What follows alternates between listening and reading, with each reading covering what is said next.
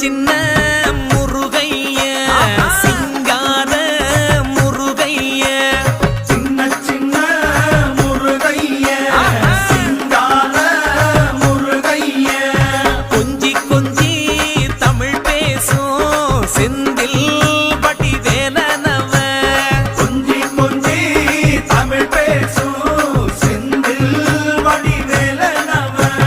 சின்ன சின்ன முருகைய சிங்கார முருகைய கொஞ்சி கொஞ்சி தமிழ் பேசும் செந்தில்